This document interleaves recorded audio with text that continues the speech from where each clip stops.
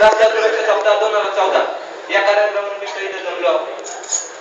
आज मी काही तयारी करून नाही आलो, पण मला जे काय वाटते ते मी दोन शब्द सांगतो. आपण आज रस्ता सुरक्षा या संबंधित, पण जर एखादा ऍक्सिडेंट होतो, रस्ता गाडी बाजूला पडलेली असते, 2-4 लोक तिथे जमलेले असतात, पण कोणी हिंमत करीत नाही की त्याला त्या आजार जखमीला उचलावा आणि जवळच्या रुग्णालयात हॉस्पिटलमध्ये न्यावं. काल परवाच मी टीव्हीला एक बातमी पाहिली होती. मुंबईची मुलगी होती, मुस्लिम समाजाची होती, ती रस्त्यात चालली होती. तिथे एकाचा ऍक्सिडेंट, 60 वर्षाचा असेल मनुष्य तो, त्याचा ऍक्सिडेंट झाला होता.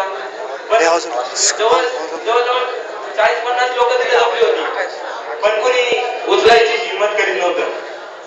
तर त्या मुलीने बुरखा घातलेला होता, त्याच्या जखमीच्या पायातून रक्त चाललं होतं.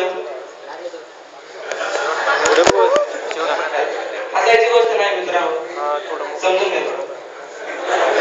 मुस्लिम समाजाची मुलगी होती, तिने बुरखा घातला होता. तिने कोणता विचार नाही केला, तिने आपला बुरखा काढला आणि त्या मनुष्याच्या पायाला बांधला.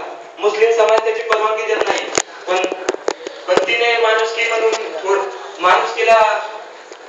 माणुसकीमुळे तिने बुरखा काढला. तिचा थोड्या दिवसांनी सत्कारही केला. ही चांगली गोष्ट आहे, पण बाकीच्या लोकांना तिने जे काही 2-4 शब्द सांगितले होते, ती कळवळून ती रडली होती. अक्षरशः रिक्षावाला थांबत नव्हता, कोणी थांबत नव्हतं.